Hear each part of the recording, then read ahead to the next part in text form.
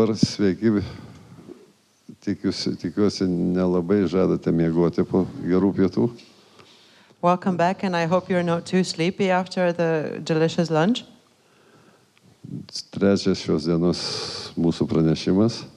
The third presentation today.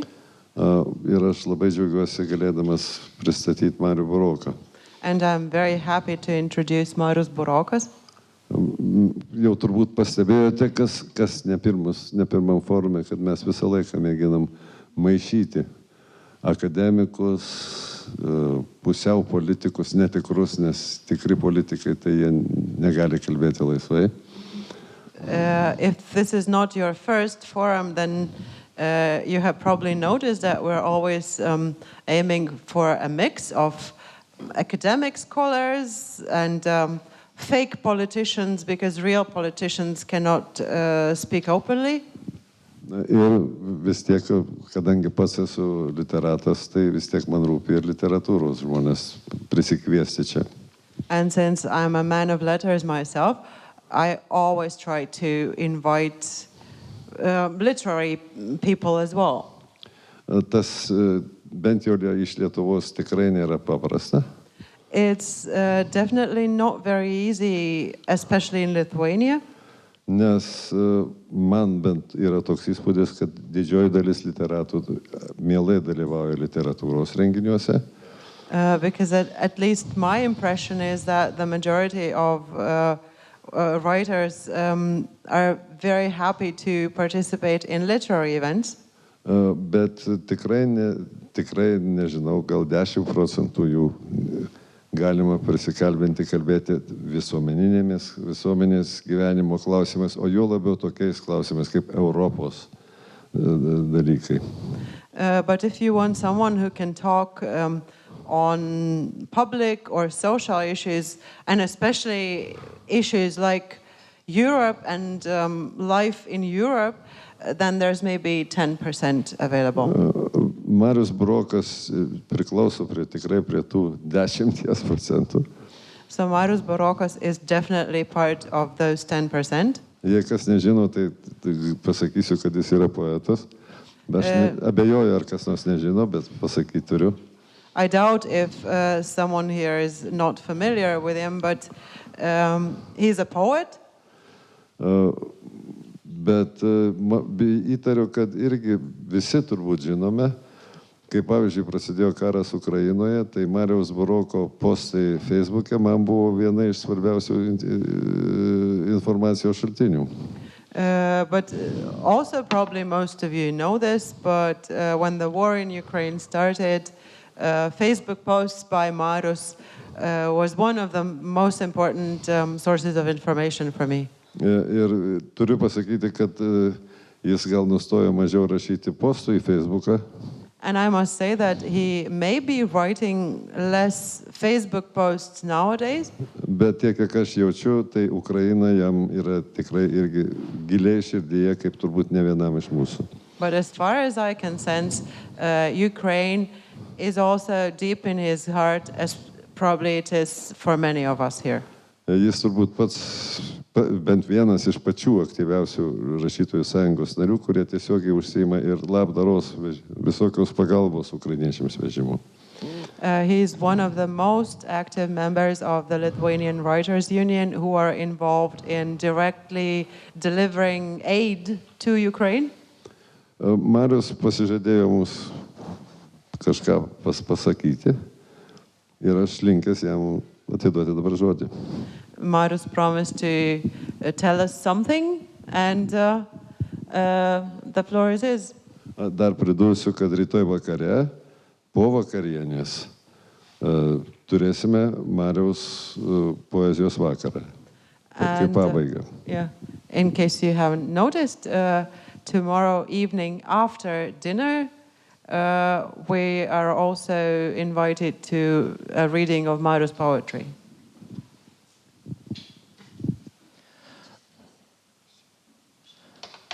Sveiki visi, aš pridursiu dar prie rytdienos anonso tą, kad skaitysiu aš turbūt naują savo rankraštį, kuris dar nebaigtas, bet manau skaitimams užteks. Tai bus tekstų tikrai, kurių jeigu kas skaito poeziją yra nei matę, nei girdėję, tai čia gal koks papildomas kabliukas.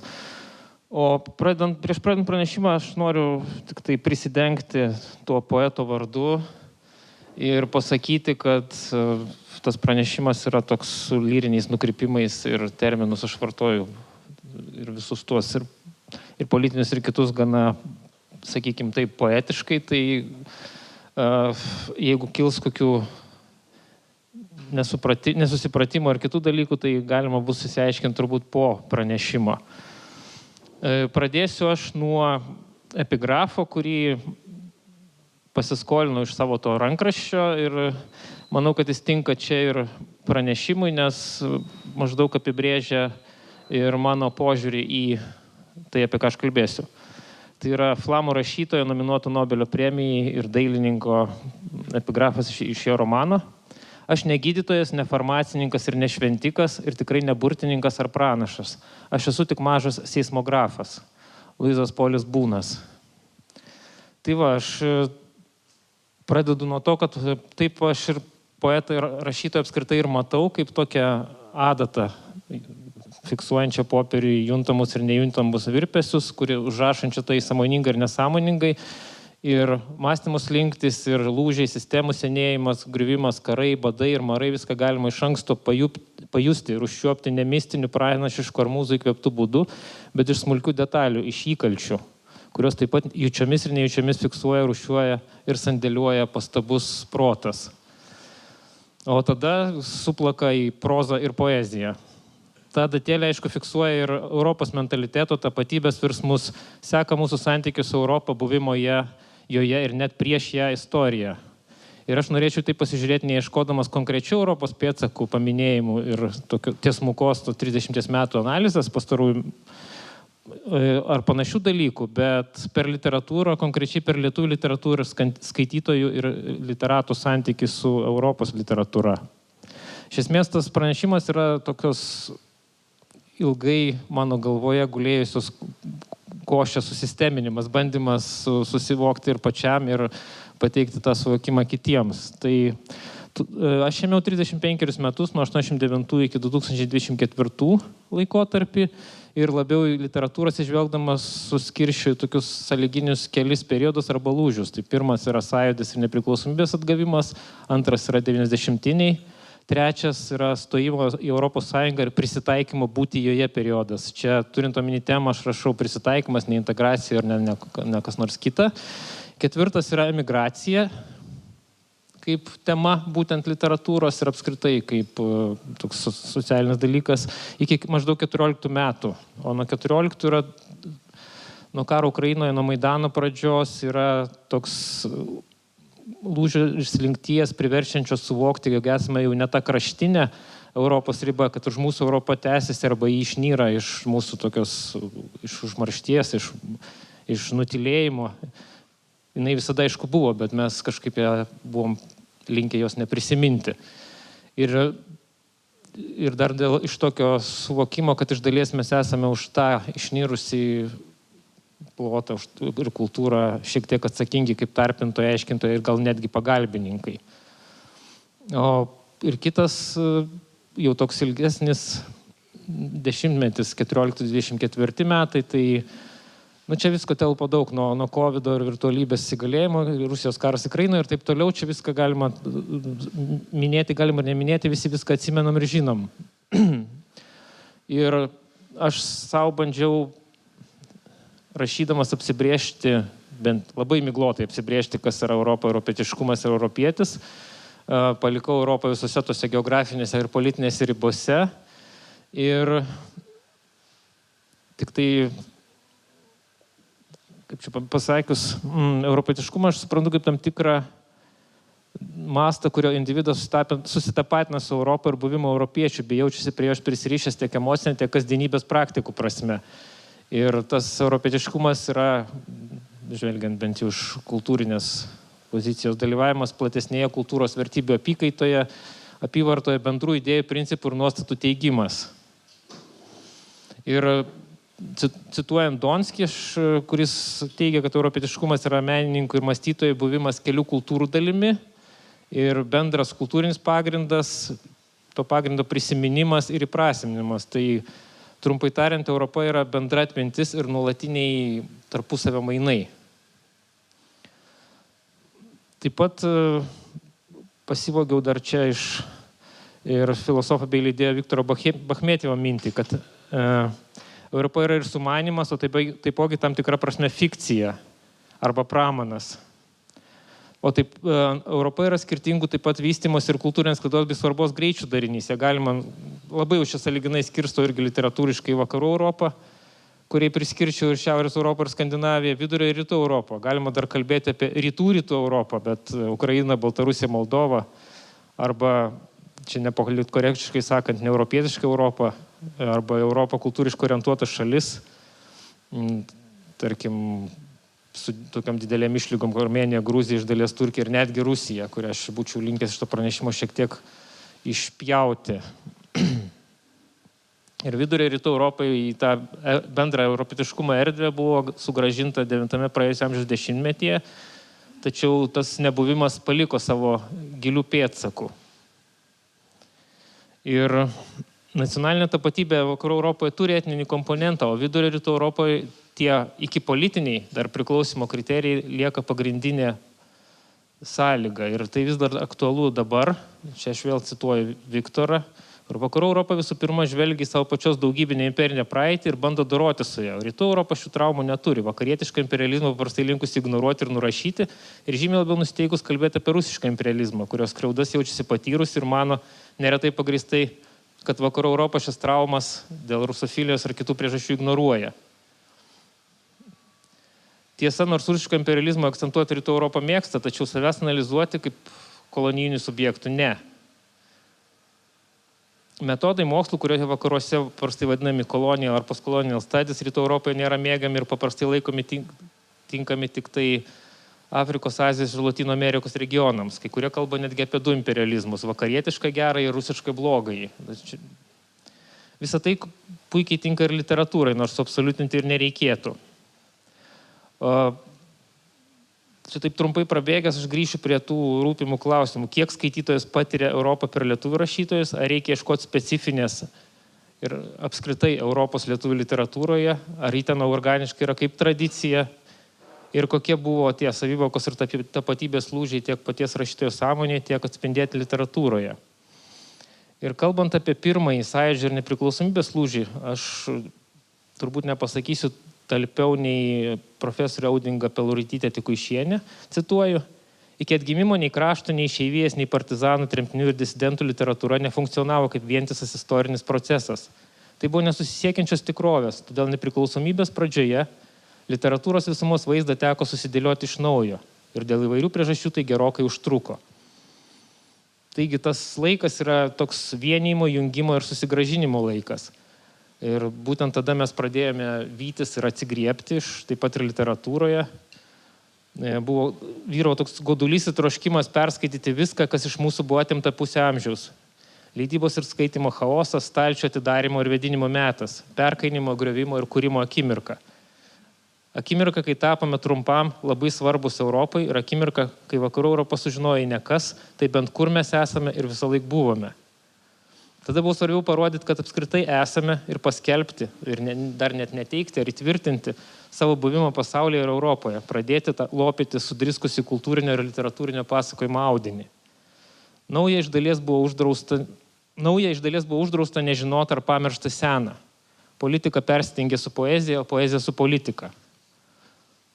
Kultūros laukas buvo toks tuo metu pirmapradis kūrimo chaosas, kuriame tilpo tiek Šapokos istorija, tiek Ričardo Gavelio Vilniaus pokeris. Ir galbūt iš ten aš ir kildinčiau ir dabartinės memoristikos, prisiminimų, dienoraščių, eseistikos populiarumo ir aktualumo šaknis. 90-iniai nuslūgus euforijai tapo kultūros išgyvenimo ir komercializacijos laikais, kai viskas galima, bet nėra už ką. Ir tokio savotiško pigumo ir cinizmo. Drįsčiau teikti, kad kultūros, o ir literatūros padėtis toje naujoje realybėje besistengiančiai išgyventi Rytų Europoje buvo kardinaliai priešinga Vakarų Europos optimistiniam dešimtmečiui. Būtent tada debiutuoja kelios rašytojų, ypač poetų kartos, jau alergiškos tokiam ryškiaspalviam patriotiniam diskursui, Lietuvos romantizavimui ir pakeliam tonui. Iš vienos pusės, pasak Andriaus Jakučiūno, cituoju, literatūros gyvenimas seniai nebe tautos dvasinio gyvenimo centras, veikiau atvirkščiai, jis susisklendęs rašytojų ir jiems artimų žmonių bendruomenėje. Tačiau vidiniai literatūros procesai labai aktyvūs. Rašytojai ieško naujų formų, stilių, naujų santykių su pasauliu ir skaitytojais. Čia aš dar prisiminsiu tokį epizodą iš asmeninio gyvenimo, tiksliau iš literatūrinio gyvenimo, kai 2012 Leipcigo mugėje mes su Donatu Petrošium, tuo pačiu Andriumi Jakučiūnu ir Rimantu Kmita, nesugalvoję nieko geresnio, pristatinėjom kaip antrojo pokario karta.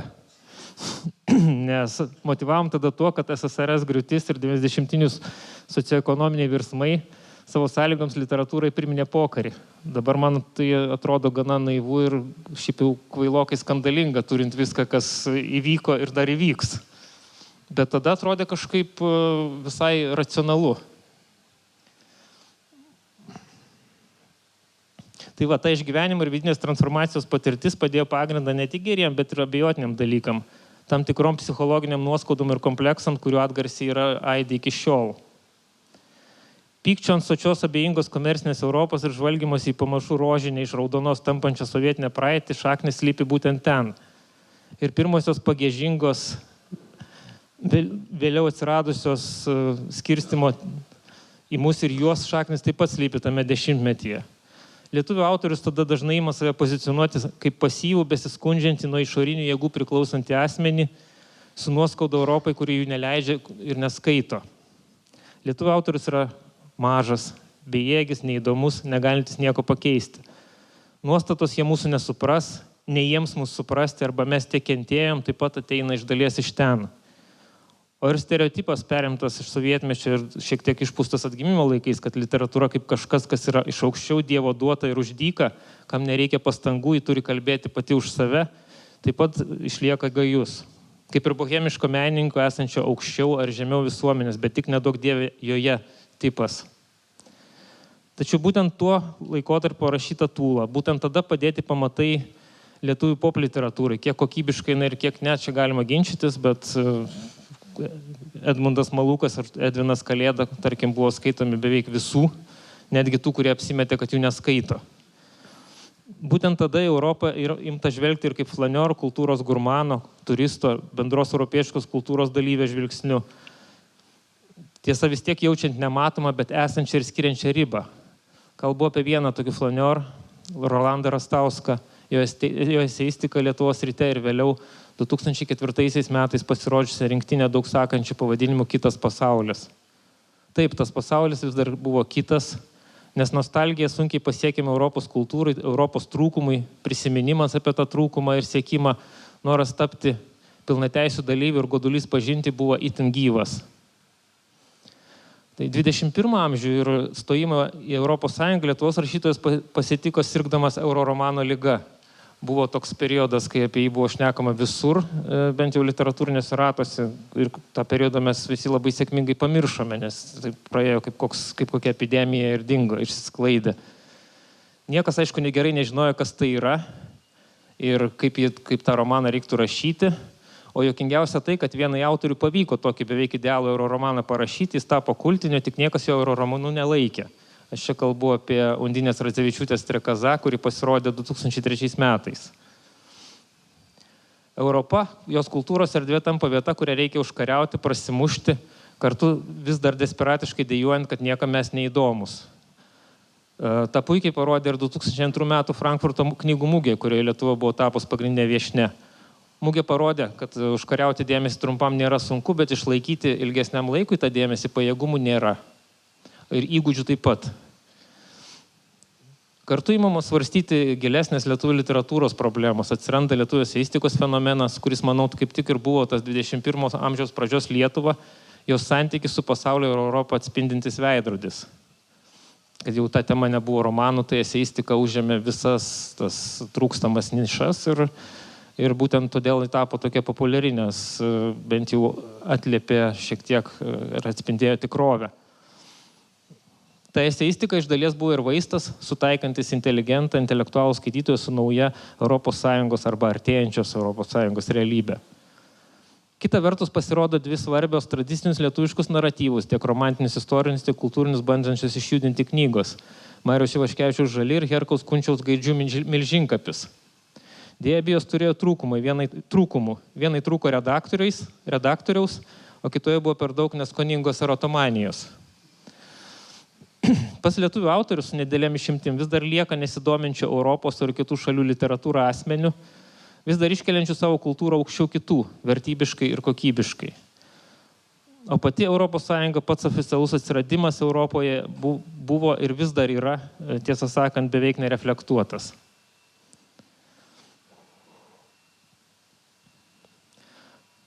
Pasak emigrantų ir šiuolaikinės emigracijos literatūros tyrinėtojos Lauros Laurušaitės, čia vėl cituoju, šiuolaikiniai žmonės nebenori kerotis gilyn, išlaikyti tapatybę, būti arti savo protėvių šaknyno. Jiems daug paprasčiau užsiauginti naujas pridėtinės šaknis ir tęstis naujos realybės paviršiais. Tėvynė nebetenka lokalumo apibrėžčių, atsiranda naujas mobilus lietuvio tipas ir naujas dabartinės emigracijos leitmotyvas, savotiškas ekonominio emigranto šūkis, kur gerai ten ir tėvynė. Tačiau tai nėra visiškai tiesa. Šiuolaikiniai lietuvių autoriai itin akcentuoja išvarimo.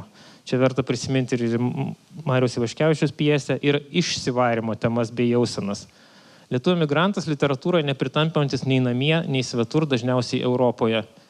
Dalyje lietuvių autorių kūrinių kalbama apie savęs ir savo tautiečių gėdijimąsi, akcentuojamas savotiško netašyto atsilikėlio kompleksas. Savęs kaip emigranto ar emigrantės pozicionavimas yra gana stereotipizuotas arba turistinis, ypač tarp sugrįžusiųjų rašančių. Tam išsivarimui esama atsvaros, gal ir kiek abejotina, bet vis tiek. Jaunųjų autorių literatūroje Grušaitė, Rikštaitė ir taip toliau teigiamas klajoklio, net skaitmeninio nomado gyvenimo būdas. Bet šis gyvenimo būdas jau nepririštas prie Europos. Klajonė apima visą pasaulį. Ir Europa tokiam klajokliui tampa tik dar viena stotelė, mėgstamų buvimo taškų rinkinio. Žaismingiau tas nesusikalbėjimas ir skirtingų kalbų ir kultūrų, skirtingo mąstymo susidūrimas vaizduojamas turbūt tik Paulinos Pukytės kalbiniuose prasmių žaidimuose, o giliau emigrantų jausena kultūrų sandūrą ir sąveiką apmąsto Dalia Staponkutė savo eseistikoje. Kalbant apie emigraciją, kultūrą ir literatūrą, apskritai apie tapatybę lieka neatsakyti šie klausimai. Mūsų emigracijos banga. Kiek iš jos bus ir ar bus literatūros ir kokia kalba?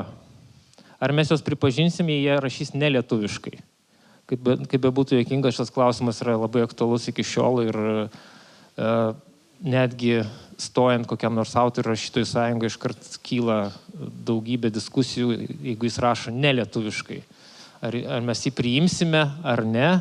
Ar kiek jisai lietuvių rašytojas ir taip toliau, kurie šitie dalykai,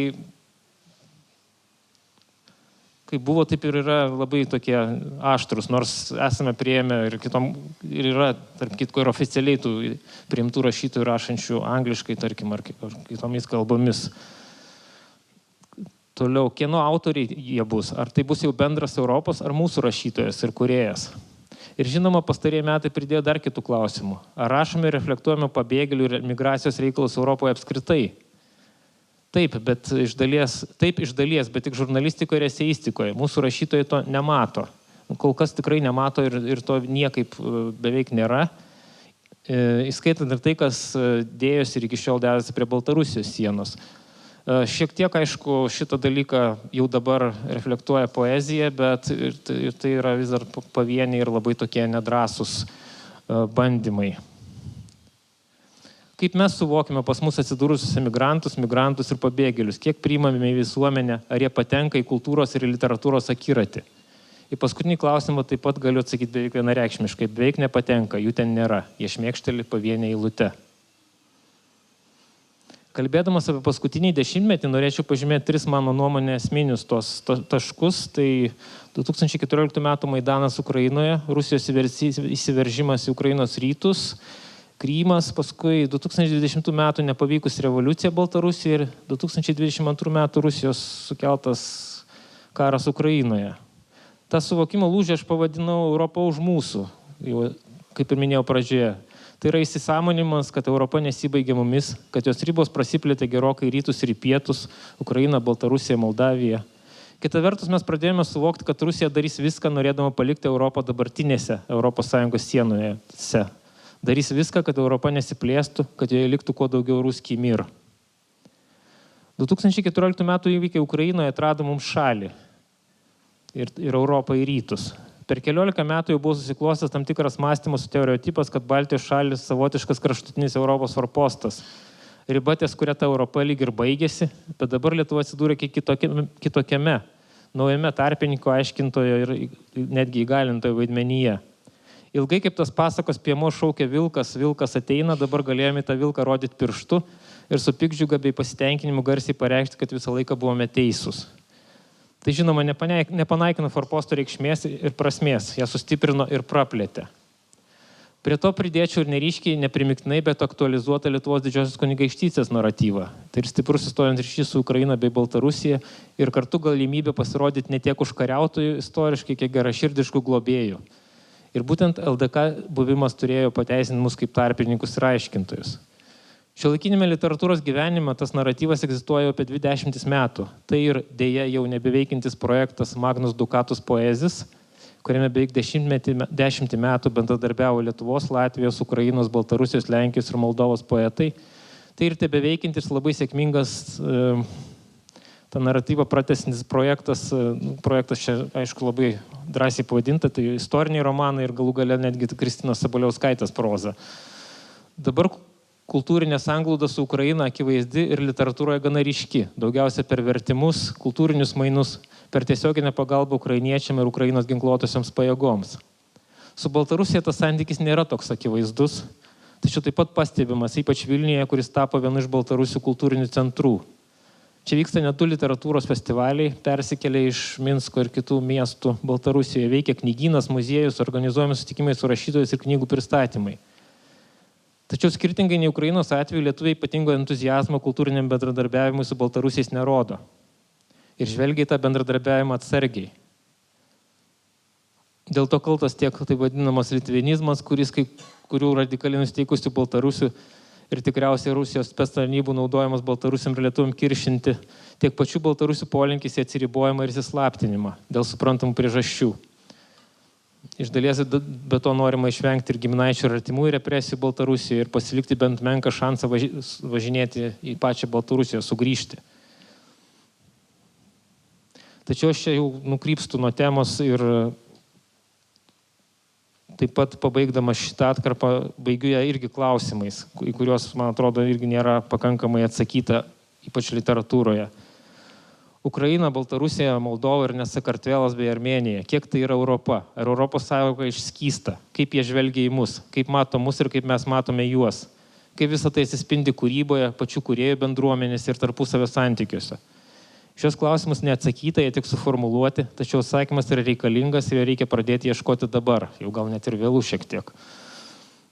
Tiesa, norėtųsi paminėti dar vieną išorinės politikos situacijos sąlygotą šiuo metu vykstantį mąstymo pokytį.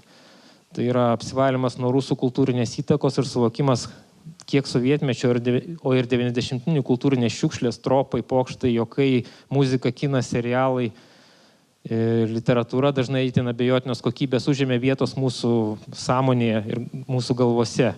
Kiek nepastebėtos ir nepastebimos, nes įprastos nuo mažens, kultūrinės įtakos mes patirdame ir tebe patiriame. Išsivadavimas iš rusų kultūrinės erdvės šiuo metu sparčiau ir menkiau vyksta visose Baltijos šalyse, o daug kur rytų bei vakarų Europoje.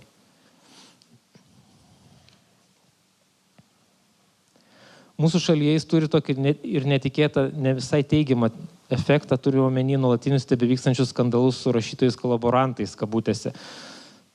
Vis dėlto kabutėse. Salomėja Nėrimi, Justinu Marcinkevičium, Venclovų namų istorija. Dėl šio efekto kalta ir okupacijos trauma ir negebėjimas iki šiol deramai objektyviai pažvelgti sovietmečio oficialią kultūrą ir literatūrą. Priimti ją kaip prievartinę ir primestą, tačiau vis dėlto mūsų kultūros dalį. Norėčiau dar grįžti ir prie pastaro dešimtmečio literatūros. Visų pirma, išmokti apie skaudžius dalykus kalbėti paprastai, aiškiai, suprantamai visiems, net ironiškai ir žaismingai, apeliuojant į bendras Europos patirtis. Tarkim, vienas geriausių pavyzdžių yra Alvydo Šlepiko romanas Mano vardas Marytė, Undinės Radzevičiūtės romanai ir net komiksai, pavyzdžiui, didžiulio populiarumo sulaukęs ir daugelį kalbų išverstas Sibiro haiku. Negana to, praeitis istorija, išorinė politika, Europos žemynas tampa ir žaidimo, intrigos, detektyvo ir trilerio veiksmo vieta. Išmokta pasakoti ir žaismingai bei patraukliai. Tai aš turiu omeny ir Manto Adomėno ir Bernardo Gailiaus Šnipų romanus, kurie iš dalies atliepia dabartinę pasaulio ir Europos situaciją ir padeda apmastyti tą dabarties pasaulį. Lietuvių literatūros atsigręžimas į netolimą praeitį ir 90-inius metus, tarkim Rimanto Kmitos romanai, o taip pat ir į pirmąjį naujo amžiaus dešimtmetį, Virginijos Kulvinskaitės proza, taip pat rodo lūžį. Tai mūsų laisvėjimo dar ne apmąstymas, bet fiksacija ir dokumentacija. Dabar jinai daugiausiai vyksta per asmeninių patirčių išrašymą. Gabijos Grušaitės romanai Šaltoka, Grybo sapnas atspindi tokį nomadišką besienį gyvenimą ir su tuo susijęs problemas. Bešaknystė, klajoliškumą, moralinį slidumą ir neturėjimą tam tikro patikimo prasmių, reikšmių ir tikėjimo tinklo, į kurį, ką galėtum saugiai įkristi. Visus šios dalykus viename iš straipsnių, kalbėdama apie lietuvių prozos dabartį, apibendrina Jūratė Čerškutė. Cituoju. Išsisluoksniuoja mažoji ir didžioji istorijos, katastrofistinis 20 amžiaus istorijos naratyvas, jo paveldimo ir poveikio įdai šeimų likimuose, tarkim Kalinauskaitės ir Tumasonytės kūryba, dabarties marginalių būsenų ir ryškiausių reiškinių refleksija, Kulvinskaitė ir Radzevičiūtė, utriruotos dabartinės atributikos ir katastrofos nuojautų gausi, spėtinos ateities ir galios vaizdinyje. Tai Unė Kaunaitė ir Gabija Grušaitė. O kur lūžis neįvyko, bent jau literatūroje? Mes vis dar iki galo nemokame apriepti kelių patirties sluoksnių. Kelių istorinės patirties sluoksnių tiksliau. Tarkim, romanas, kuris ar kokia nors šeimos sagos ar kokia kita forma jungtų sovietiniai laikotarpį sąjūdį, 90-inius ir dabartį. Viena iš retų išimčių yra Danutės Kalinauskaitės Baltieji prieš juoduosius, bet ir tai tik iš dalies. Kita vertus, gal toks epinis patirčių romanas jau atgyveno. Nors skaitydamas vokiečių, ispanų, prancūzų romanus, manau, kad net gyveno, jis vis dar reikalingas. O mums ypač reikalinga literatūra, padedanti įprasminti, įamžinti ir apmastyti tą nueitą kelią ir tos mąstymo lūžius. O kaip ateitis? Kokią Europos su kartu savo ateitį mato lietuvių rašytojas? Ar jis skiriasi nuo kitų Europos rašytojų matomos ateities? Ar mes ją iš viso apmastome? Tiesą sakant, to apmastymo galėtų būti ir daugiau. Ateities aprašymas ir kūrimas visada iš dalies yra dabarties kritika. Ir ar mūsų kūriama dabarties kritika unikali ir ką jį pasako apie Lietuvą ir Europą? Manyčiau, kad dėja ne, tai nieko ypatingo unikalaus mes apie Europos ateitį nepasakome. Jinai yra distopiška, daugiausiai įkvėpta neseniai pasibaigusios pandemijos, autoriai gana abstrakčiai pasakoja apie pasaulio, o ir Europos žlugimą bei traukimas iš apčiuopiamos tikrovės į virtualią. Tragikomiškai bei ironiškai, melancholiškai apie pasaulio pabaigą savo romane Ėko pasakoja Valdas Papievis, jo romano pagrindinis veikėjas nykstantis ir merdintis Paryžius. Socialinės struktūros suirusios, civilizacija pamažu atsikariauja gamta.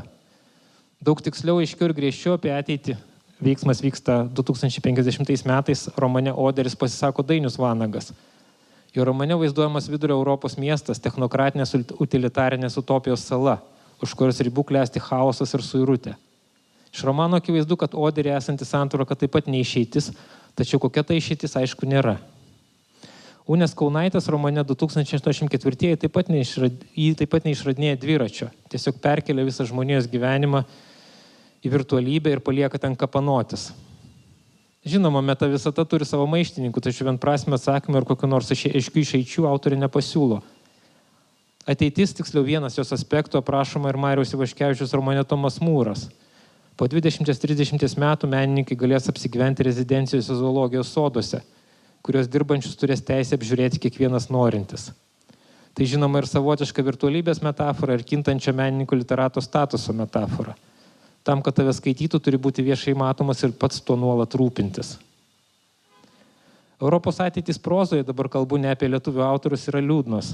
Įdomiausiuose pavyzdžiuose Berlyne gyvenančio rusų rašytojo Vladimiro Sorokino telūrijoje, britų rašytojo Dave'o Hutchinsono romanų serijoje Fractured Europe, suskilusi arba suskaldyta Europa, vaizduojami savotiški naujieji viduramžiai. Europa subirėjusi daugybė kunigaikštysčių, jokios vienybės nėra, visi alijansai laikini, įtapusi pavojinga pilna kontrabandininkų ir šnipų vieta. Lenkų fantasto Jaroslavo Gžendovičiaus romane Hell 3 Europos Sąjunga sterili biurokratinių ir aplinkosauginių suvaržymų prislėgta erdvė, kurioje bet koks potvarkis nesureguliuotas natūralumas yra baudžiamas įstatymu. Vokiečių rašytojas Julie Zė romane Tuščios širdis veiksmas vyksta praktiškai dabar, 2025 metais. Tuo įvyks Brexitas, netrukus bus paleistos Jungtinės tautos, siautėja Bavarijos separatistai, o teroristų veikla tampa monetizuota, įveiklinta ir pajungta viešųjų ryšių įmonėms. Europos problemas savo iš dalies fantastiniuose romanuose aktualizuoja su satyrinė ir Mišelis Valbekas, šiuo atveju kalbu apie romaną Pasidavimas, kuriame valdžią Prancūzijoje perima musulmonai. Visi šie pavyzdžiai daugiau ir mažiau atspindi dabartinės Europos problemas, migraciją, biurokratizavimą, susiskaldimą. Visi romanai tiesiog kalba apie vieną pagrindinį dalyką. Kokia sudėtinga, marga įvairialypė ir iki šiol neperprantama yra Europa. O taip pat kalba ir apie tai, kad tiek mūsų žemyno, tiek politinės Europos struktūros vieningumas trapus, daugybės pastangų reikalaujantis stebuklas. Vien tai, kad jis įvyko ir vis dar nepaisant nieko tebevyksta, jau yra priežastis santūriam, bet optimizmui. Ačiū.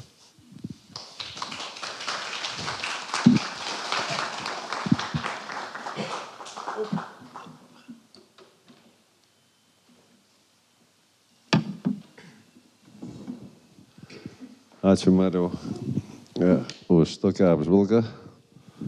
Man pačiam jinai yra įdomi, nors aš beveik visus tuos metus esu pragyvenęs, kažkaip dalyvavęs.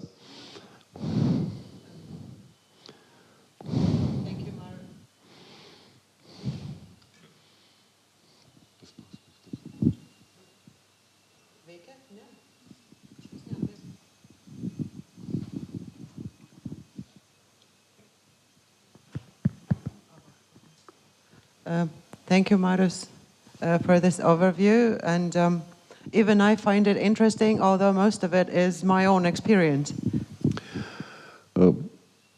Man tavęs klausant, žinoma, ten pirmieji pradžia, ne tiek prognozės, apie kurias mes visi galime tik tai būti tokie pranašai. Bet kai kalbėjai apie pradžią. As I was listening, we focus not so much on forecasts, where we can all just be prophets or do guesswork. But at the what you spoke about at the beginning. Aš iš savo praktikos galiu pasakyti, kad visados jaučiausi kaip autorius trupučiuką taip šone tos visos to, ką tu parašei. Čia šiandien aptarei. From my own experience as a writer, I would say that I have always felt a little bit on the sidelines of all that you have described here. Pats savo aš turėjau visada tokį paaiškinimą. For myself, I always had this explanation. Kai ruošiausi studijuoti, aš tikrai sąmoningai tapau ne lituanistu, o germanistu. When I was choosing my field of study at the university, I deliberately made the decision to study German rather than Lithuanian. Ir manau, kad man tai yra paaiškinimas, kodėl aš jaučiuosi taip trupučiuką šalia ir kodėl daugybės tų bruožų, mano nuomonė, aš savo negaliu priskirti. And to me, it explains both why I myself feel slightly on the margin, and also why I fail to attribute to myself many of the traits that you've been talking about. Kai kalbėjai, ir tikrai tas, galiu tik pritarti, kai kalbėjai apie tai, kad iš vienos pusės mes, čia kalbu apie sąjūdžio ir po sąjūdžio laikus, kad mes iš vienos pusės tokie galingi, didingi, ir iš kitos pusės amžinai aukos ir aukos ir aukos.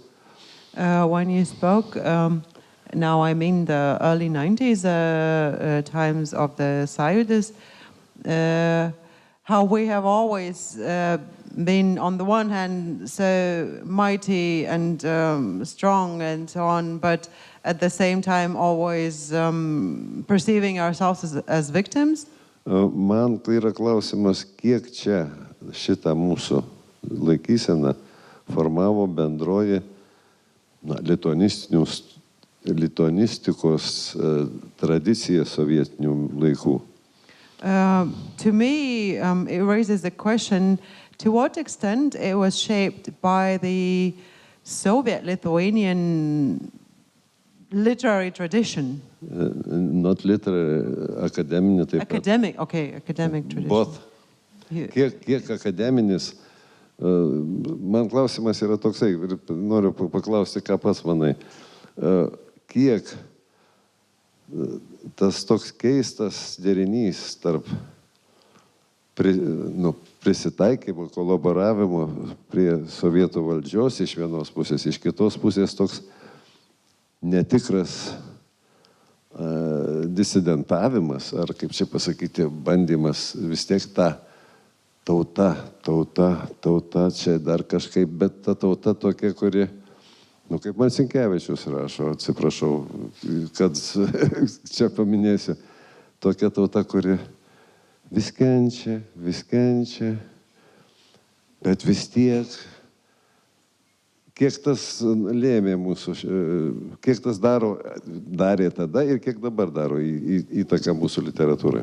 So the two characteristics of this Soviet period could be defined as, on the one hand, this collaboration or adjustment to the Soviet rule, and on the other hand, this kind of false or fake resistance and this constant reference to the nation as something great and important, but at the same time this nation is this kind of literary cliche which is also mainly defined by constant suffering and constant victimization. Aš nesu visai kvalifikuotas į tą klausimą atsakyti dėl savo amžiaus apribojimų, bet sovietinė, kiek tos sovietinės patirties aš turėjęs, ar turėjęs daugiausiai mokykloje, o visi kiti mano susidūrimai su šito dalyku yra jau universitetas, jau buvo tas lūžio taškas, tai ten buvo visko. Because of my age, I'm not entirely qualified to answer this because most of my run-ins with the Soviet system were still in school, and once I entered university, it was already the breaking point, basically. Mūsų kartos reakcija buvo, man atrodo, tokia abiejų šitų dalykų atmetimo reakcija, iš tikrųjų, ir toks labiau užsidarimas pačioj literatūroje, kaip, nežinau, kaip tokiai primtiniausiai tikroviai atmetus šitos du dalykus, kas tada lieka, va tas buvo įdomu. I would say that the response of my generation was to reject both of those things and then to immerse ourselves in pure literature and to try to figure out that once you reject both of those things, what then remains? Ir išsigelbėjimas tas buvo per būtent vakarų Europos literatūrą ir pasaulio literatūrą, per vertimus, kurie tada atsirado ir visi praktiškai prieinami visom tom kalbom, kuriom buvo prieinama. Ir kiek aš atsimenu, buvo toks periodas irgi 90-ais, kai aš lietuvių literatūros beveik neskaičiau iš tikrųjų, nes aš norėjau ne jos. And our salvation was Western literature, which we tried to read in any language that it was available in to us. And I remember a period of my life where I wouldn't read Lithuanian literature at all because it was not what I wanted. Tai tada man papildomas klausimas, a kodėl nenorėjai skaityti lietuvių literatūros? So then additional question is, why wouldn't you want to read Lithuanian literature? Iš dalies dėl šitų dviejų priežasčių, Partly because of those two reasons kurias aš stengiuosi ignoruoti, kaip ir sakiau. that I'm trying to ignore, as I said. Ir kitas dalykas, dabar aš galvoju apie universiteto patirtis, tada buvo, man atrodo, man pasisekė iš tikrųjų būti tenai, būtent tada, kai aš buvau, tai yra 95-2000, nes karta prieš mus ir dar kažkiek tai prieš mus buvo šiek tiek tai, apie ką išnekat, o po to jau viskas buvo institucionalizuota jau taip labiau į tai, kas į dabartinę pusę, o tame tarpe buvo toks siauras ruželis nežinia ko, truputį neapibrėžto eksperimentinio dalyko, bet man taip atrodo, aš galiu būti čia subjektyvus labai. And my university experience, which may be very subjective, but I thought that we were very lucky to be there at that particular stretch of time, because until then it was mainly framed by the things that you're asking about, and after that it became much more structured and institutionalized in contemporary sense. And for a short period there was a lot of who knows what. Eksperimentinės laisvės galbūt tokios. Ir temose ypač, nes daug kas buvo iš vis nečiupinėta. Aš tada ėmiausi pop literatūros, tarkim, lietuvių būtent atsiradimo. Ir buvo pati pradžia visų šitų dalykų. And there was a lot of freedom to experiment. And for instance, I started researching Lithuanian pop literature, which was emerging at precisely that point. Noriu paklausti, tai tas laikas, kai ėmėsi, tai jo dar ir šiandien tebėra.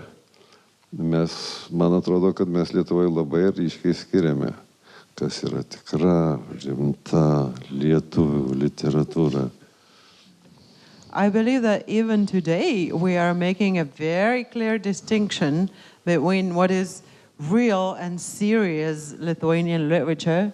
Ir kažkokie niekučiai, kažkas rašo, kažkodėl rašo, kas nori kriminalinius romanus, bet tai čia ne literatūra. Jo labiau man to domėno. Dabar jau kažkaip lyg ir skaitom, lyg ir nieko, bet tai čia aišku, čia ne literatūra, čia literatūra, nežinau, kas yra. Man sunku būtų pasakyti, neturiu dabar citatos geros. And on the other hand, something else that's quite trivial, like people writing crime fiction or thrillers, and nowadays we have an example of Mantas Adomėnas spy thriller, which we are sort of reading and we are kind of accepting, but we still don't consider it real literature. And I can't exactly define what real literature is. Šiaip pastaruoju metu, man atrodo, visą tai truputį jau tas lūžis irgi įvyko ir mes kažkaip tolerantiškiau žiūrim ir į žanrų maišymą ir į vadinamosios kabutėse čia pop literatūros žanrų ir tos aukštosios irgi kabutėse literatūros maišymą. Ir tas vyksta vis dažniau. Kita vertus viso to. I would say that this break has already happened, and nowadays we are much more lax about mixing genres and allowing pop literature and genre fiction to take up its place. Kita vertus, to atskirimo nuolatinio pasiekmė yra ta, kad mes tos populiariosios literatūros vadinamos taip praktiškai ir neturim, nes nėra žanriškai beveik nei tos nuoseklios istorijos arba, tarkim, rašytojų sekos. Detektyvas, mokslinė fantastika, aš išvis nešneku, nes toks žanras Lietuvoje neegzistuoja. On the other hand, that distinction could be the cause of why we don't really have popular literature, popular fiction in Lithuania, because we don't have a sequence of authors who would be writing crime fiction, not to speak of science fiction, which doesn't exist in Lithuania at all. Tai tada paskutinis toks įžūlus klausimas, o po to palieku jums, nes jūs, manau, kad irgi turite ką paklausti. Mano paskutinis klausimas, kiek, koks procentas tavo nuomonė dabartinių Lietuvos rašytojų, kalbėdami apie lietuvių literatūros raidą, apskritai savo pranešime paminėtų Kristiną Sabaliauskaitę, Mantą Adomėną ir net Bernardą Gailių? So my last cheeky question is how would you say, what percentage of Lithuanian writers in a presentation like yours today would even dare mention Kristina Sabaliauskaitė, Mantas Adomėnas and Bernardas Gailius? Gana didelis dabar, manau. Nėra taip viskas blogai iš tikrųjų. Ir tik tai, aišku, tai svarbus yra kontekstas ir dar koks kritikas, ar jisai yra toks maždaug kritikas, kuris rašo į spaudą, ar akademinis kritikas, bet iš esmės tai tie vardai dabar sukasi visose sluoksniuose ir visi aptariami. Svarbiausia tai yra, kaip čia dabar suformuluoti. Tiksliau, didžiausias trūkumas yra tas, kad šitie vardai, ypač Adomėną dar gal per anksti net, galėtų rimčiau persikelti į akademinį galbūt aptarimą. Jeigu advokatais neužsiundys, tai tada gal ir persikels. I think things aren't that bad nowadays, and it depends a little on a particular critic and their outlet, but those names presently figure in all the contexts. They appear on all levels, and I think a more pertinent question is when and how those names could be transferred to academic discourse. Kita vertus, mes akademinės kritikos neskaitome kažkodėl, o galėtume skaityti daugiau. Gal ten viskas ir yra, tik tai mes nežinom. And on the other hand, we're not really reading academic criticism, which we could do more often, and maybe all of that is already there, but we just don't know about it. Tai, žodžiu, saikingas optimizmas mane džiugina. So I appreciate your reserved optimism. Bandykim atidaryti diskusijas. Let's open the floor. Yeah.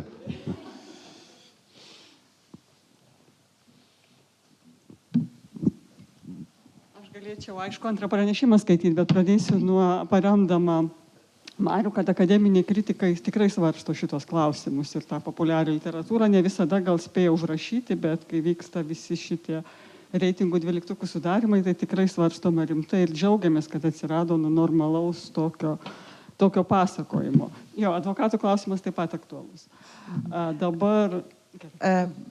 I am responding to the mention of academic criticism because I can confirm that maybe we don't always manage to write it down, but in discussions of academic critics, especially in this most creative book, Top 12, yes. We are always discussing all these popular genres, and we are welcoming them, and we're happy that they're emerging. Ir jie įtraukiami į tą 12, dėl ko mes gaunam baltį nuo visiškai tokios elitinės literatūros grynumo gynėjų.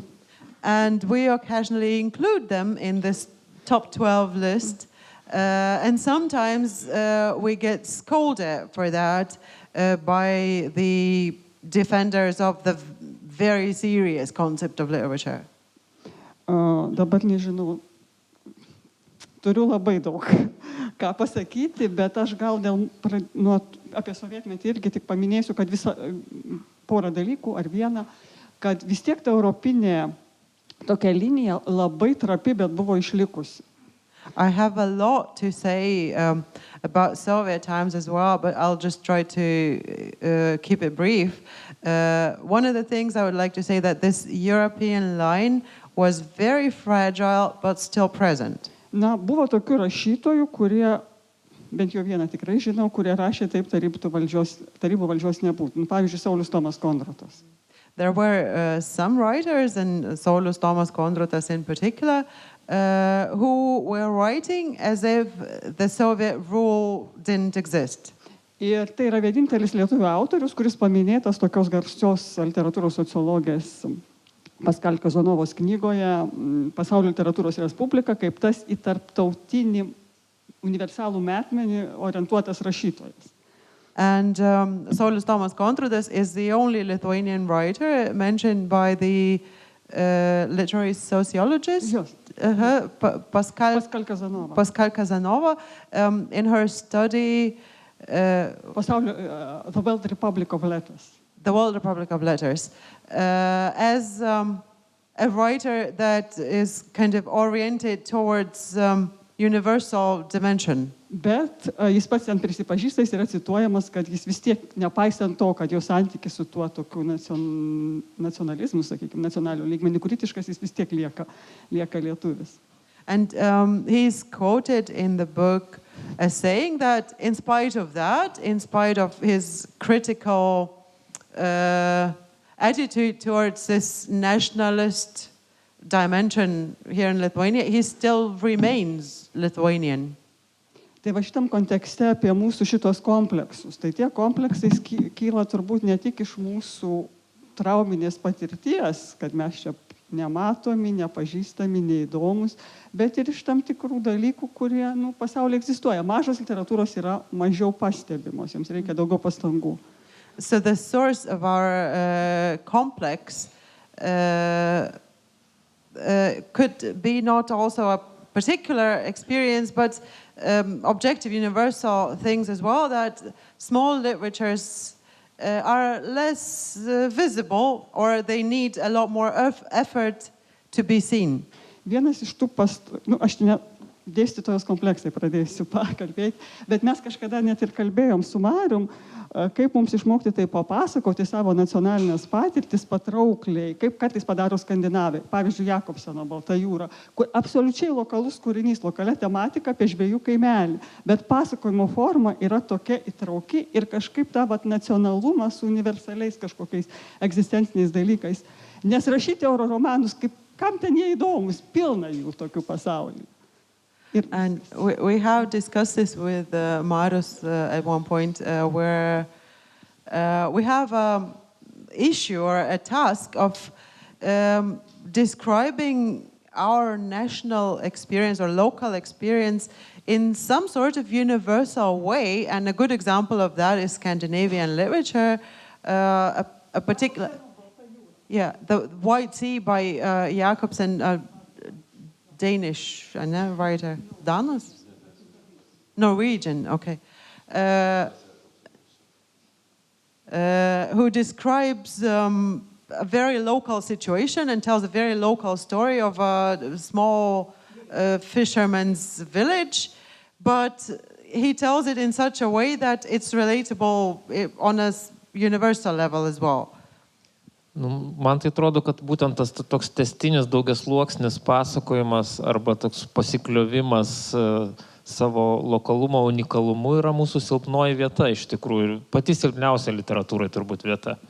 I think it is a weakness of our literature, and maybe the greatest weakness of our literature, that we rely so much on this local story or local narrative. Kad mes nemokam pasikliauti savo lokalumo unikalumu. Yeah, that we don't rely on the uniqueness of our local story. Mums trūksta pasitikėjimo savim, man atrodo, pasakojant savo istorijas visas. Ir mums ir iš dalies yra irgi tas kompleksas, kur aš minėjau, kad mes niekam neįdomus. Nereikia apie tai galvoti, reikia pasakoti istoriją, pasakoti tiesiog. nesukti galvos dėl mažų, didelių, aukštų, žemų. Dieve mano, papasakot normalią žmogišką istoriją ir jau bus gerai.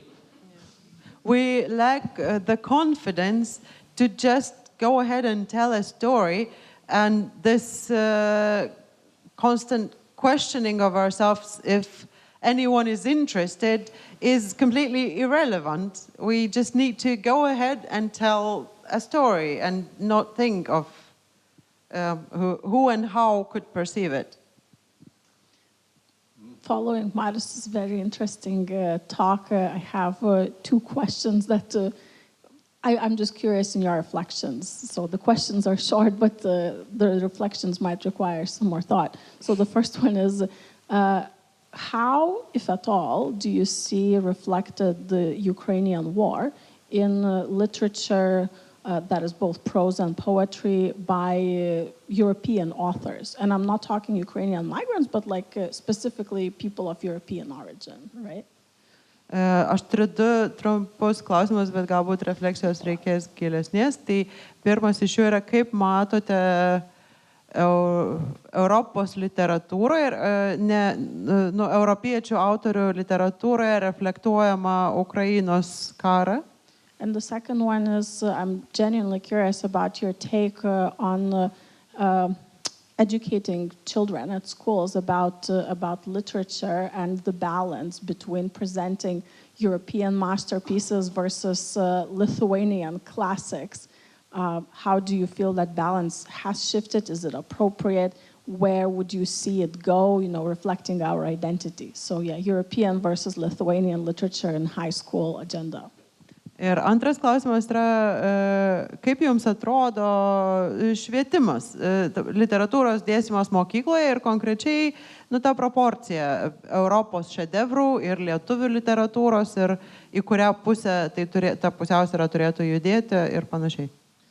Atsakant į pirmąjį klausimą, aš nesu dabar aišku specialistas ir kiek ir kokių šalių, Europos šalių rašytojai būtent reflektuoja būtent karą savo kūryboje, bet manau, kad bent jau rytų Europos ir Baltijos šalių ir bent jau dar labiau susiaurant poeziją, šitas yra dalykas tikrai reflektuojamas, o dėl prozos nesu dabar tikras ir nepaminėsiu turbūt ne vieno konkretaus pavyzdžio, šiuo metu tiesiog gal net neatsimenu, bet aš manau, kad yra tie dalykai ongoing, ta prasme, vyksta jie.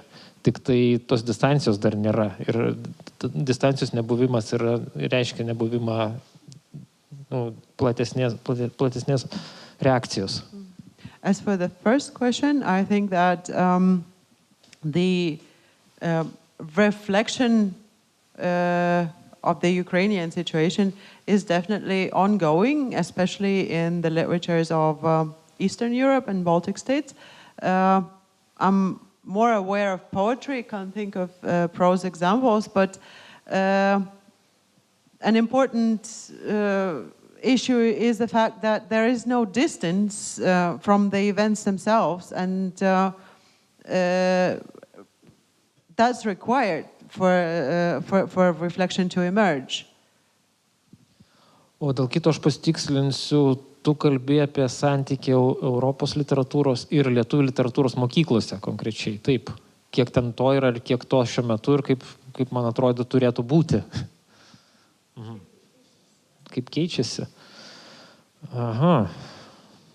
Toks klausimas, lyg aš būčiau švietimo ministerija. Tai, aš galvoju visų pirma, atsakydamas, aš pagalvoju apie apskritai lietuvių literatūros buvimą mokyklose ir pateikimą. Čia vienas klausimas. Ir nuo to priklauso, man atrodo, ir Europos literatūros pateikimas dar plus. And as for the second question, I'm thinking about the presence and presentation of Lithuanian literature in school in general, and the presence and presentation of European literature depends on that. Nes mokykloje vis dar vyrauja toks mirusiųjų kultas, man atrodo, ir poezija baigėsi prieš 15 metų ir nebeprasitęsia. Because I think that in high school literature there is still the cult of the dead, and poetry ends 15 years ago and doesn't continue from there. Šiaip trūksta tiek, nežinau, aš suprantu, kiek mokyklose tos keičiamos programos ir tas nuolatinis chaosas tikrai neprisideda prie to, apie ką mes čia dabar kalbame. I can understand that the constant shifts in programs and never-ending chaos in high school programs isn't a great contribution to what we're talking about here today. Bet man trūksta susieties literatūros dėstomos su apskritai kitais dėstomais dalykais, su istorija, konkrečiai netgi su gamtos mokslais, su dar kažkaip reiktų nepateikti tos literatūros kaip tokios hermetiškos vienišo dalyko. Man kažkaip norisi sieti ir tada atsiveria kontekstai. But I would like to see literature better connected or associated with other fields like history and science and all that, and that would open broader contexts for it. Nu ir kitas dalykas, vėl mes grįžtam prie elitinės ir populiariosios tos skirties. Aš manau, kad mokyklose turėtų kažkaip įsileisti, turėtume daugiau skaitomesnių šiaip plačiau knygų negu, o ne tik tas kanono literatūrą. Arba bent jau duoti pasirinkti kaip vieną iš alternatyvų. And one more point is what we mentioned earlier is this distinction between quality literature and popular literature. I think more readable books should be more welcome in school, or more widely read books should be more welcome in schools, or at least there should be more options or more possibilities of choosing to discuss something that's more popular.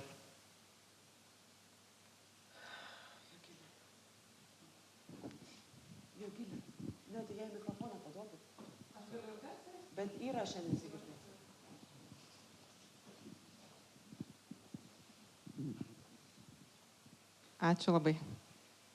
Aš norėjau paklausti apie Lietuvos rašytojų įsitinklinimą tarptautinėje erdvėje ir galvoju, kas iš lietuvių literatūros bus dabar atstovaujama toj Lietuvos kultūros sezone Prancūzijoje. I would like to ask about the networks that Lithuanian authors have in international space, and in particular, which Lithuanian literature is going to be represented in the Lithuanian season in France that is about to begin sometime now, next week. Aš visko nežinau iš tikrųjų, kiek ten yra leidybos planuose, bet mačiau įskaitant tą pačią Sabaliauskaitę tarp kitko. Ir čia reiktų žiūrėti, ką skelbia Lietuvos kultūros institutas. Mes kol kas pridavėm Vilnius Review prancūzišką numerį ir ten yra ir šiuolaikinės poezijos ir prozos, įskaitant Dumbrytę, Tomasonytę, Papievį ir keletą kitų vardų. Kažkaip stengiamės parinkti tokį platesnį biškį lauką nuo visai jaunų iki vyresnių. I'm not an expert, and there's an institution, the Lithuanian Institute of Culture, that can announce full publication lists. So far, we have applied for funding. Ar ką reiškia pridavėm? Į spaustuvę. We have submitted for printing the French number of Vilnius Review, which includes a number of poetry translations, but also some prose with a quite broad perspective. Bet šiaip... Tai buvo konkursas vertimams ir keletas vertimų jau yra išėję. Tai yra labai aišku, kad tas europinis lygmuo labai svarbu. Tai išėjo Undinė Radzevičiūtė, Grožio ir blogio biblioteka, man atrodo, Eko. Tikrai išėjo, bet man atrodo pernai metais. Bet pavyzdžiui, nepraėjo iš to konkurso Kalinauskaitė. Kažkodėl. Gal per sudėtinga buvo jo. Na, jos ištrauka bus tam numerį. Tarp kitko. Nors tiek gerai. The funding for the translations was assigned based on this European dimension, which was a very significant criterion. Bet aš galiu pratesti, kad to neužtenka, aišku, čia yra tik pradžia, bet kaip jos toliau funkcionuos, tai jau reikia didelių pastangų. Taip pat ir leidėjų ir dėja reklamos, kad ir kaip mes norėtumėm nuo to atsiriboti, nes pavyzdžiui, nuo to kaip leidėjas. And of course, this is just the beginning, because that is not enough. It still takes a lot of effort, both in publishing, but also in advertising, even if we're not too keen on that. Tai va, leidyklos pasirinkimas, nes pavyzdžiui, Gavelio, jau 15 metais, man atrodo, jis buvo išverstas senokai ir sėkmė buvo, kaip mažos literatūros, pakankamai didelė, nes jos apžvalga pasirodė vienoje geriausių Prancūzijoje literatūros kritikos laidų, kur apie Gavelį kalbėjo Mitterrando dukra, kuri yra literatūros kritikė. And the choice of publisher is very significant. For example, Gavelis Vilnius Poker was published in 2015. Yes. And it was very successful as a publication from a small country, to the extent that it was discussed in a major TV show. TV show, yes. Literary TV show by the daughter of François Mitterrand, who is apparently a literary critic. Tai čia prie to, kad mažoms literatūroms labiau negu didžiosiams reikia tų tarpininkų kultūrinių, kurie yra ne tik vertėjai, bet ir leidyklos. Ir puikiausias pavyzdys yra, pavyzdžiui, su mūsų klasikos, tai yra Baltos drobulės vertimų, kuris angliškai beveik nežinomas, liko nepastebėtas, o vokiškai labai pastebėtas ir dabar taip pat beje į prancūzų kalbą išverstas. So that's to the point that small literatures need more advocates and important figures to advocate for them. A good example is Balta drobulė, which was went almost unnoticed in English and was very, very successful in German and is coming out in French now as well. Prie to paties aš dar noriu pridurti tokį dalyką, kur iš tikrųjų akivaizdus, bet nelabai akivaizdus viešai. Mes neturime institucijos, kuri užsiimtų vien literatūros sklaida. Latviai turi Latvian Literature, Estai turi. Mes turėjom Books from Lithuania, kuris buvo sunaikintas ir prijungtas prie Lietuvos kultūros instituto. O Lietuvos kultūros institutas yra barbė 100-darbė, kurioje literatūra yra 5 vietoje. Konkrečiai įstaigos ar institucijos, kuri rūpintųsi lietuvių literatūros sklaida užsienyje, nėra. Another thing to add here is that we don't have an institution that is particularly concerned with promoting Lithuanian literature abroad, as Latvians and Estonians do have, and we did have Books from Lithuania, which was then destroyed and integrated in the Institute of Culture, which is a kind of multifunctional beast, and literature to it is just one of the things that it cares about. Yeah. Ar yra dar labai norimų klausti, nes aš dar turiu vieną klausimą, kurį norėčiau pateikti į pabaigą. Jeigu nėra, aš vis tiek noriu Mariau paprašyti bent šiek tiek. Manau, kad tik turbūt neseniai vėl pravažiavai iš Ukrainos. Kad nors šiek tiek apie literatūros Ukrainos gyvenimą, bet ir šiaip apie tą nuotaiką, kurią tu jauti. Manau, kad mums visiems po truputį šito trūkst pradeda. Mes išgirstam faktus, Kursko operacija ten, ar Pokrovsko operacija.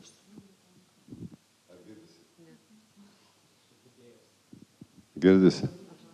Mes išgirstam kai kurios faktus, mes išgirstam vieną kitą grinai, sakyčiau, tokį karinį komentarą, taip plačiaja prasme. Bet kokia tai ten yra nuotaika, mes išgirstam tik iš gyvų liudijimų, iš tokių, kaip tu gali dabar mums padaryti. Čia manau netgi, atsiprašau. Since Marius is one of the people who keep going to Ukraine and is probably recently back yet again, I would like to ask still for a little testimony on both literature, but also just the general mood, because what reaches us here is often factual reports of how a military campaign is going, but what we start lacking nowadays is this living witness of the mood and the atmosphere there on the ground. Čia, manau, reiktų labiau netgi Nikodemo klausti, o ne manęs, kuris, man atrodo, ne taip seniai grįžęs. Aš nebuvęs esu kelis mėnesius, nes mes ten pakaitom iš esmės tokiam važinėjom ir šį kartą pastaruosius kokius 3 ar 4 kartus automobilius varė Donatas Petrošius, aš likau čia Lietuvoje vadybinti visokius reikalus. Nicodemus is probably back even more recently because we take turns going there, and I haven't been to Ukraine for several months because the last 3 or 4 times Donatas Petrošius was the one to drive the cars there.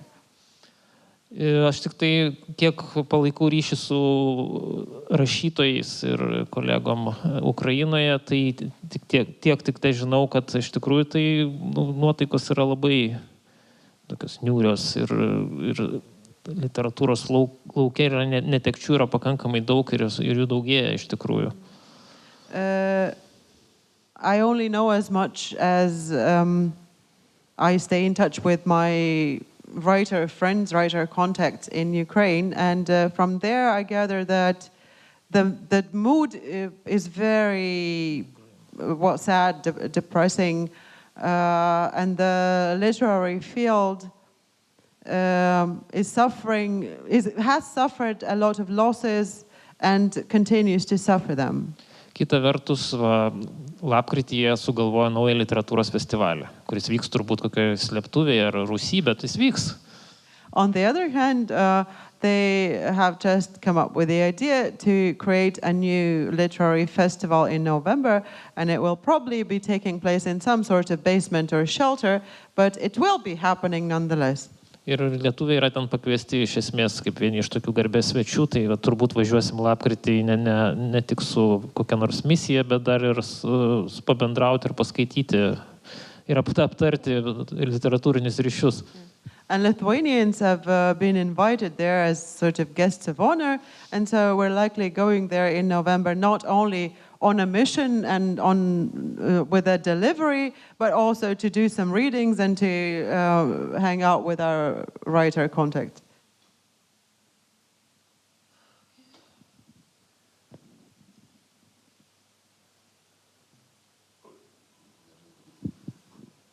Tai jeigu dabar jau dar paskutinis klausimas nėra, tada dėkojam Mariui. Dėkojam jūs už kantrybę.